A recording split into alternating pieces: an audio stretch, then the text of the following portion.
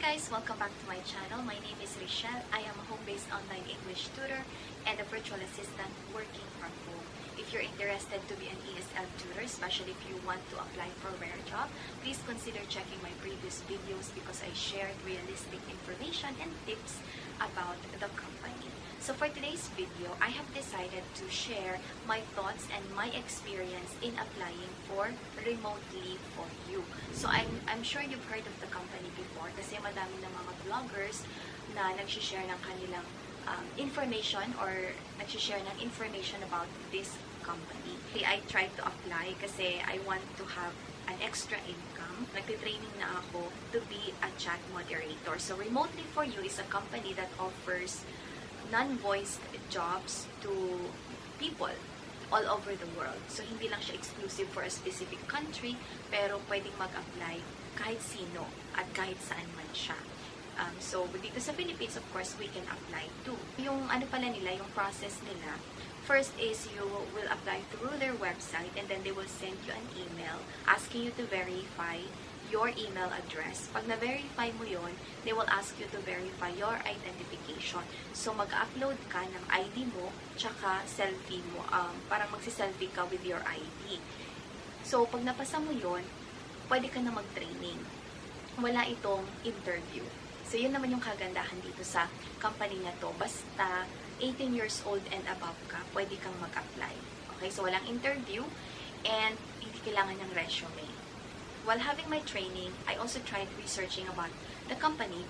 So, nag-research na ako before, pero I want to dig deeper about the company kasi nga, nagtitraining na ako. So, nakikita ko na kung ano yung trabaho talaga dito. So, it's actually, for me, it's an easy job kasi you just have to chat, di ba? Magre-reply ka lang sa mga nagchat-chat sa'yo. And, you have to be an open-minded person kasi yung mga makaka-chat mo dito ay lonely people. So, kailangan mo silang i-entertain. So, alam na natin kung anong ibig sabihin nun. So, you will entertain them by chatting with them, replying to their messages, tapos pag-uusapan nyo kung ano man yung gustong pag-usapan ng client or ng customer. Okay? So, para lang ma-entertain siya. So, alam na natin, anything under the sun ay pwedeng pag-usapan. So, you have to be an open-minded person. Okay? So, for me naman, walang problema dun sa klase ng work. Pero, while having my training, di ba sabi nga nila, you will be paid here based on the number of messages na nasend mo. So, kailangan mabilis kang mag-type, tapos kailangan madami kang maisisend na messages para makasahod ka, para ma-reach mo yung minimum threshold nila at ma-withdraw mo yung sahod mo. Nalaman ko na meron kang ibang tasks. So, hindi ka lang magre-reply sa mga messages. Okay? So, once na na-receive mo yung message from the customer, you have to check yung previous messages nila. Previous messages. Para naman maging updated ka, para makita mo kung ano yung na-share na niyang information at kung ano naman yung ni-reply nung previous chat moderator na nakausap niya. If walang information doon, kailangan mong i-review, tapos kailangan mong i-enter, parang ilalogbook mo yung mga important information na nandun sa conversation ninyo lang. Pati rin sa inyo, pag nag-converse kayo, pag nag-chat kayo, kung meron kang important information na shinare sa kanya, or vice versa, kailangan mo yung i-enter, i-logbook mo siya, para recorded lahat. Para next time na magkukontak ulit si customer, hindi na uulit-ulitin yung mga questions.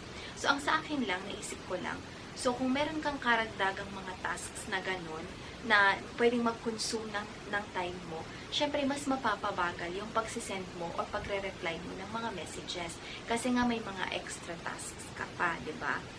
Pero so far naman, I can say na easy naman siya. Pero meron yung mga ibang nag-share ng kanilang reviews about the company dun sa Quora, 'di ba? Yung Quora.com, kung saan pwede kang mag-answer ng mga questions doon at pwede ka ring mag-ask ng questions doon.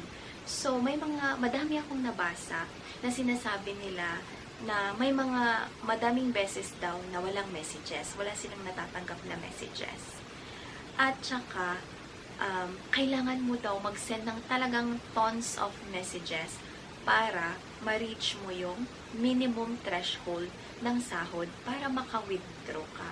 'Di ba? So, ibig sabihin nun, hindi ito pwedeng maging main source of income mo.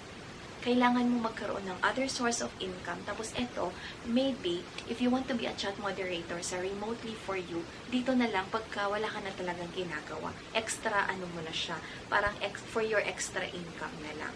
So, hindi siya pwedeng maging main source of income mo kasi unstable yung income dito. Meron akong mga nabasa, sinabi nila doon na parang mali daw yung sahod. No, hindi nila alam kung paano yung computation actually. Pero parang hindi sila happy or nafe-feel nila na hindi worth it yung sahod na na-receive nila compared doon sa time and effort na in-spend nila sa pagiging chat moderator sa remotely for you. So, for me naman, maybe, na kukunti na lang yung mga messages na nare-receive nila kasi ang dami-dami ng chat moderators dito. Kasi madali lang yung task. Talagang kailangan mo lang mabilisan, kailangan lang mabilis kang gumalaw para makapag-earn ka ng more income. So for me naman, I'm not saying this para siraan yung company ha, pero I'm just sharing my own thoughts and my experience in applying for remotely for you. So maybe pwedeng pwedeng pang extra income nga sabi ko, lalong-lalo na kung wala ka naman masyadong ginagawa, hindi ka naman masyadong busy, pwede mo itong gawin. So, you can try kasi madali lang yung application process nila. Pero, for me, I'll continue my training. I'll try to work here. Tingnan natin kung ano yung magiging result niya. And I'll try to make another video after working here for, let's say, a few weeks or a few months. So, thank you so much for watching this video. I hope it helps and have a nice day. Bye!